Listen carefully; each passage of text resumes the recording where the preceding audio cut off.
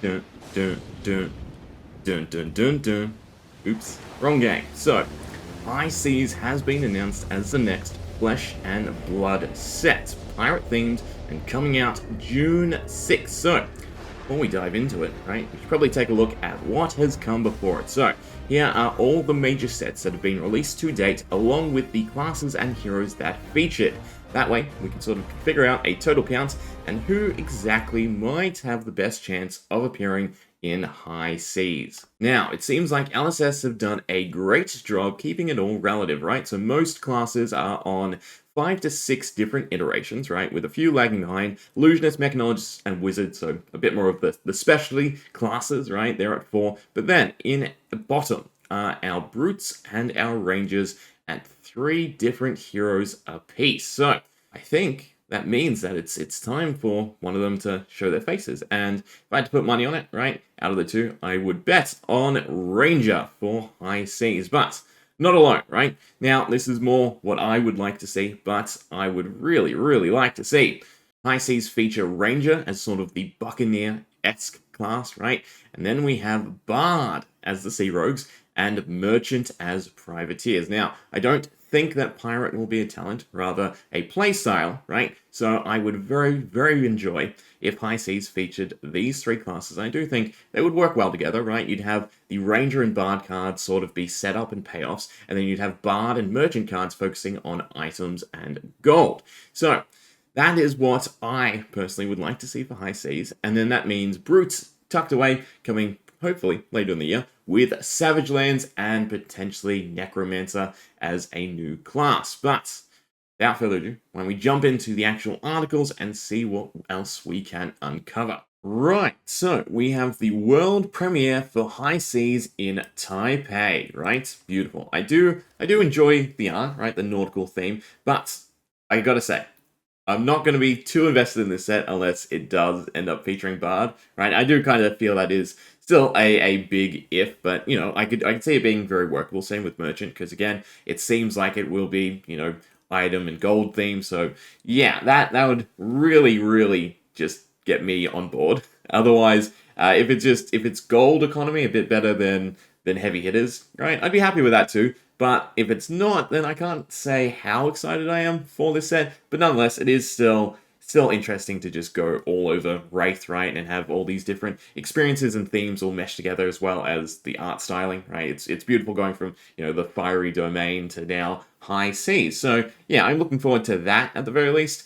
But nonetheless, High Seas. So set sail to Taipei from May 23rd to 25th for the world premiere of High Seas. Whether you be fresh-faced landlubber, salty old sea captain, or sneaky stowaway. Now that's right straight away. Anytime LSS speaks in threes, we have to dive into it and go, is that hinting at the classes? So sneaky stowaway could literally be anything, right? So that could be Necromancer for all we know. Salty old sea captain, fresh-faced landlubber, right? I don't know. It could be weird. It could be like it could actually end up being Brute, Ranger, and Necromancer. I could see that also workable. Again, going back to the classes, Ranger and Brute are falling behind in terms of heroes. I think Ranger, especially in terms of playable, because you only have Azalea and Riptide, right? Because Lexi's gone. The loot is yours for plundering. Rip open packs of the new set before anyone else in the world and discover treasures once thought lost to the depth of ocean. So I'm really hoping we finally get good items across the board, right? And not just like pirate items. If pirate ends up being a class and it's just warrior with items, I don't know how I feel, right? Because it's another spin on mechanologist, right? And we already have warrior, we already have assassin. I would rather pirate be, again, a playstyle. And we'll get to why exactly I think that, because there was actually a leak back in January, right? So followed by a cutthroat skirmish for 20,000 in the calling, beautiful, before washing ashore for the battle-hardened with a bounty of 2,000. So yeah, again, we love the amount of money LSS puts back into the community. It's great to see them taking a proper, you know, interest in their competitive scene and really, really supporting it across all levels, right? So tickets for the voyage across Wraith's treacherous open waters go live March 21st.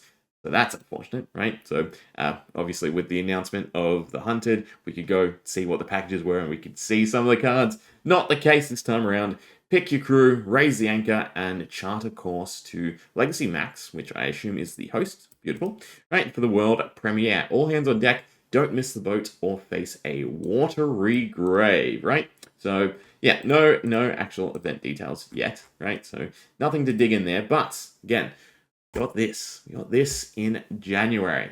Phantom Sea between salt and blood, right? So, oopsie, right? That's still interesting nonetheless. So, as glimpsed in recent previews, the waters of Rathe have never been more treacherous. Obviously, this is meant to come out as, a primer article, right? Or enticing. Phantom Sea, I would assume that was the original name, right? But I like High Seas a bit more. It speaks to, the combative nature of Flesh and Blood a bit better than Phantom Seas.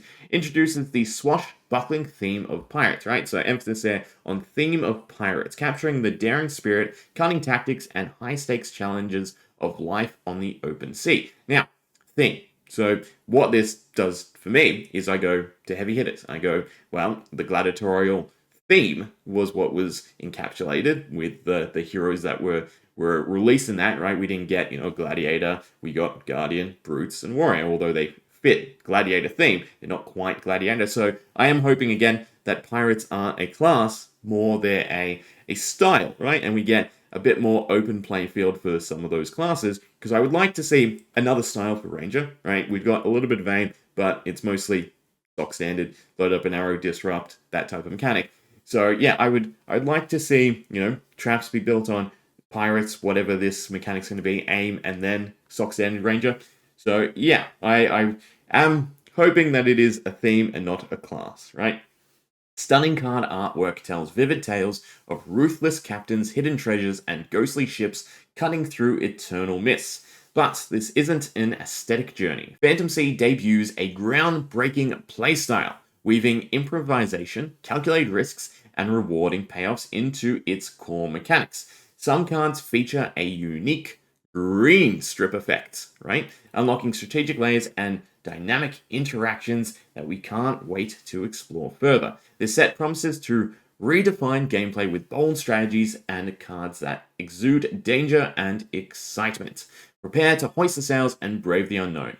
Phantom Sea launches soon. Who knows what treasures and perils lie ahead? So, again, if we're going off of this leak, green strips are most likely definite, right? Because even if this leak, isn't quite 100% where they are now with High Seas, a mechanic like green strips and the development time that would take, right, is not something they could easily, can from a set. So I would say that green strips are coming, right, which will be interesting what they will do. So I would sort of expect them to be a card that pitches for 2 or 3, right? So maybe for, instead of the 3 resources, you get some sort of effect, and it's that little niche environment between yellow and blue. Although in saying that, I think that would just discredit yellow further if you have blue cards that also double as, some sort of flexibility over yellow, right? So what I rather sort of see is it being, you pitch this, and depending on what card you play next, something occurs, right? That could be interesting, but again, it's an interaction. It's a strip, so we assume it will interact with pitching, right? So you pitch the card, and then its effect comes into play, which is still cool. It's like gems across the board, right? Which is definitely, I can see them really, really honing into, right? An underdeveloped area of Flesh and Blood, right? More just when this pitch mechanic. I've always said the best thing they could do for Wizard is have cards that, when they're pitched, they have Arcane Barrier, right? To help with sideboarding and taking equipment into Wizards, right? And then they could also, let Wizards reign a bit better, right? Rather than rein them in, as what we've gotten. So, yeah, unlocking strategic layers of dynamic interactions that we can't wait to explore further. So again, that's where my mind goes. Well, it has to interact with other cards. So, maybe you pitch a green, you play a yellow, you play a blue. I would like it if it's you pitch a green and you can play a blue for upside, right? Because then that gives value back to blues a little bit better. But again, goes back to devaluing yellows. But, turning a yellow into a red if you pitch green, that's something. Turning a blue into a yellow if you pitch a green, that's also something. So, yeah, looking very, very forward to it. And again, I hope it's a mechanic across the board that everyone can tap into. And it really, again, as they're saying, unlocks a groundbreaking playstyle for everyone, not just pirates, right? But I don't think there's anything else there for us to really dig into other than, again, it's pirates, so most likely gold theme. Again, going back to cash in being preemptively banned, this is most likely the set for that, right? So yeah, I would really like to see some sort of better gold economy, because I wasn't super impressed with what we got from heavy hitters, right? What they took away from Melody, because again, I love Bard, right? Versus what you can do with the gold generation, not fantastic, because you just don't have access to anything else. So yeah, bring me Bard, bring me gold, bring me drawback for Melody, so I can final act people, right? Yeah, that's my fun. So yeah, items, pirates, swashbucklers, ranger again would still be my prime guess, and God, anything else? Landmarks. Yeah, I could see landmarks being a thing, right? So basically being you go from one island to the other and you can set up landmarks. That'd be kind of cool, right? So yeah, green strips, landmarks, better items across the board, not just pirate items, not just, mech 2.0, right? Or warrior 2.0 or assassin 2.0, right? So yeah, and gold. So gold, that's 4 things. Yeah, that's about what you usually get out of a set, right? So green, gold, items. I've already lost what the 4th one was. Green, gold, items, done. Okay, so other than that, why don't we take a look at the pirate cards that we've already got, right? So there are a few cards that sort of look like pirates. Ronin Remains, if it wasn't for the sort of outfit and the couplings, right? I'd go Witch, but yeah, maybe it's piratey, right?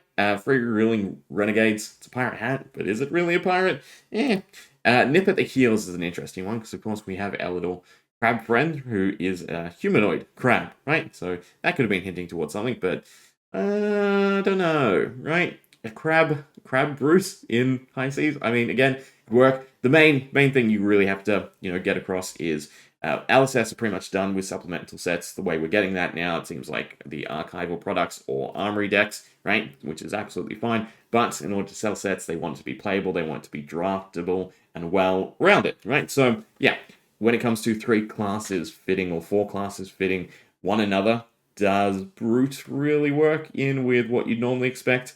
Probably not, unless it's a completely unique style of Brute. And again, going back to Savage Lands, right? I could see that being Brute-centric. Heck, you could do, Mystic Brute instead of Shaman, for instance. You could do Chaos Brute even, sort of call it a Necromancer, right? There'd be ways to twist the themes a little bit. So yeah, I don't feel Brute for High Seas, right? It's definitely Savage Lands, and we will get Savage Lands at some point. So those 3 cards aside, the 3 cards I actually want to focus on, Shelter from the Storm, Dual Threat, and Truce, which quite coincidentally, a red, a yellow, and a blue, but all of their mechanics revolve around 2 sort of effects. So in Truce, you have the ability to gain life or the ability to draw a card, depending on the interactions of your opponent, right? Dual Threat, you have the ability to gain +3 on a weapon, +3 on attack, depending on what you've played previously. So again, that duality. And then of course, Shelter from the Storm, you have the instant discard for damage prevention, or you have it just being a 4 defense reaction. So I do think that sort of is hinting, right? And I might just be, reading into it way too much, but that's sort of hinting to me at the sort of play style of pirate, whatever it is, whether it's an actual class, unfortunately, right? Or it is, again, just a whole set of new cards for everyone to utilize, or a specific batch of classes. So yeah, the duality, right? The flexibility, again, to ebb and flow with the waves, right? And have that swashbuckling nature. So yeah, that's where mine's at right now.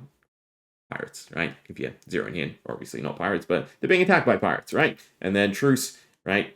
You've got the eye patch, which I'm curious why they take the eye patch off.